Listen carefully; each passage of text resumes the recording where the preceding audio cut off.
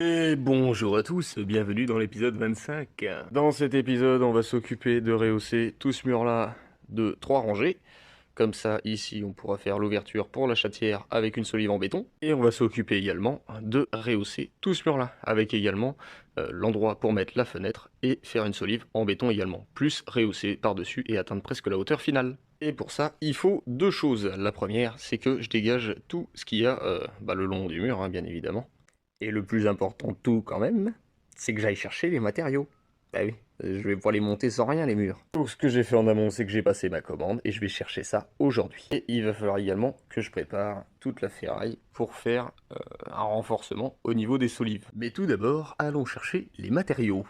Et il faudra peut-être que j'aille me changer quand même, hein. Ah bah comme ça, c'est déjà un petit peu mieux. Oh, il manque un truc. Ah, et ben voilà. Bon, la chaussure est toujours pas en si bon état que ça, mais bon, on va faire avec, hein. Bon, comme je suis un petit peu en avance, ma commande n'est pas prête, donc en attendant, je vais faire un petit peu de béton. Je vais venir remplir toute cette partie du parpaing, ici, pour pouvoir y mettre la tige et qu'elle soit bien fixée. Et pareil, de l'autre côté. Et pour faire le béton, on va pas utiliser la bête. Ça sera à l'ancienne dans mon seau cabas. Et j'ai racheté un mélangeur impeccable. Et c'est reparti! Un bon seau de béton à l'ancienne, ça fait un peu de bien. Je l'ai fait un petit peu plus liquide, comme ça quand il sort dans le trou, il pourra s'étaler tout seul et le mettre dedans à l'aide d'un petit récipient. Comme ceci. Pour ce que je mets à côté, eh ben je viens racler avec ma truelle là. Et normalement, le temps que je remplisse ces deux-là, ma commande sera prête. Et ben voilà, impeccable. J'ai même fait les petits trous qu'il y avait là. Et comme il me restait du béton, eh ben j'ai aussi rempli ceux-là. Bon, celui-là, je reviendrai le refaire, parce que ça s'est tassé un petit peu à l'intérieur. J'ai mis ma petite palette pour accueillir les matériaux. Il ne reste plus qu'à aller les chercher maintenant. Ah, ça y est, tout est là. Les parpaings sont ici.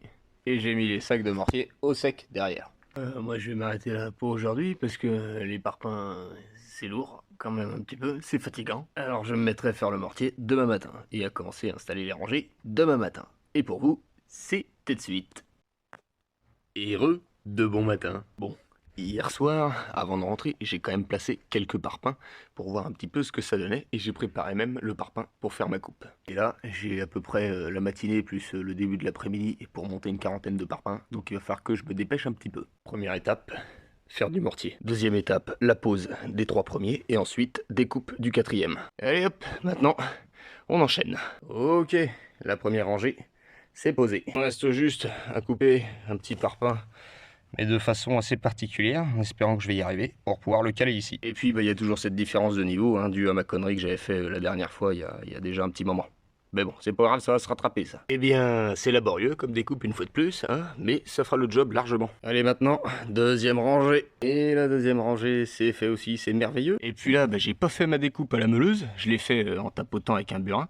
Et c'est encore plus propre qu'avec la meuleuse. Putain, j'en reviens pas. Bon, ici, à la jonction, je veux partir en croisement. Donc les superposer les uns sur les autres, mais croiser les deux murs, quoi. Et du coup, pour le premier croisement, ça me fait un truc pas très très joli, hein.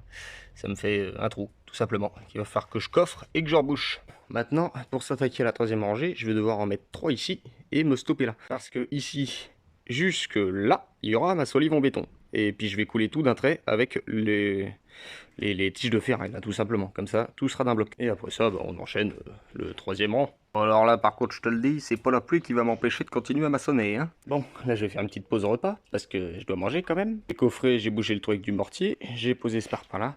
Et pour que vous voyez à peu près comment ça rend, eh ben, c'est ça, ma solive en béton, elle va venir par-dessus tout ça. Donc ça sera peut-être un peu trop épais, mais au moins, ça sera solide. Je vais venir surélever un petit peu avec de la ferraille ici, et puis en mettre également 2-3 morceaux le long là, pour armer le béton. Et puis après manger, normalement, je pourrai décoffrer ça, ça sera pas sec complètement, mais au moins, du moins, ça sera stable, quoi. Ça coulera pas dans tous les sens. Il me reste juste un parpaing à mettre ici, mais je vais le mettre après, parce que là, j'ai réalisé mon coffrage. Il me reste juste à boucher encore et venir resserrer un petit peu par là avec des vis. Et ensuite, je pourrais couler mon linteau. Et maintenant, je fais le béton et je le coule. Quand je vous dis que moi, l'étanchéité, ça fait 2, putain, j'étais en train de remplir mon coffrage. Et forcément, celui-ci, il a lâché. Faut que je ramasse tout maintenant. Et que je remette ça dans le seau. Que je répare la fuite. Et que je remette ça dedans. Putain. Eh bien, j'ai tout ramassé. La fuite est réparée. J'ai tout revissé. Et le linteau est fini de couler. Enfin la solive quoi. À part ce problème d'étanchéité, je suis plutôt content. Pour un premier linteau, c'est pas trop mal. Je vais quand même le recouvrir parce que là il pleut et j'ai pas envie que ça s'infiltre un peu plus dans le béton. Et puis une fois de plus, il reste plus qu'à attendre que ça sèche. Ensuite on décoffre et après on s'attaque à cette partie là. J'ai enlevé le coffrage. Bon, j'ai laissé en dessous par sécurité parce que j'ai toujours peur que ça se cache la gueule. Donc je vais encore attendre peut-être une petite semaine pour être sûr que ça soit bien sec. Et puis de toute façon les planches de tchou j'en aurais pas besoin pour l'autre coffrage, donc elles peuvent rester là. Mais en soi je suis plutôt content parce que ça fait une belle solive. Allez, maintenant on s'attaque à cette partie. J'ai déjà dégagé toute la zone, enlevé tout le bordel qui traînait devant, dessus et derrière. Et j'ai déjà fait les marquages sur mes parpaings, reste plus qu'à couper. Sauf que problème, j'ai cassé mon petit disque à meuleuse pour le béton et donc mes parpaings. Du coup, je vais devoir sortir la grosse bête avec le gros disque. Là où je me pose encore des questions, où je vais être un petit peu embêté, c'est que par exemple ici, si vous voyez, la découpe, eh ben, elle vient pile au milieu de ça. Et ça m'emmerde un peu. Donc il va falloir que je retravaille mes parpaings autrement. Bon, eh bien, bilan de la situation. Fuck la grosse machine, j'ai fait ça à l'ancienne, parce que j'arrive pas à enlever ce putain de disque. Et comme j'avais pas le bon crochet pour enlever cette putain de roulette, je suis venu prendre ma petite pioche à parpaing.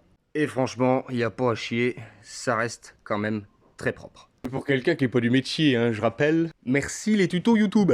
Et donc, voilà ce que ça donne de ce côté-ci, avec les parpaings coupés de chaque côté. Et de ce côté-là, voilà ce que ça rend. Bien évidemment, avant de venir faire ma solive, il va falloir que je vienne les fixer quand même, entre eux, hein, ça serait pas mal. Et puis je viendrai couler du béton à l'intérieur pour renforcer le tout avec la tige. J'attacherai la ferraille pour la solive sur cette tige jusqu'à cette tige, et puis on sera pas mal. Et la suite, dans la deuxième partie. Allez, à la semaine prochaine!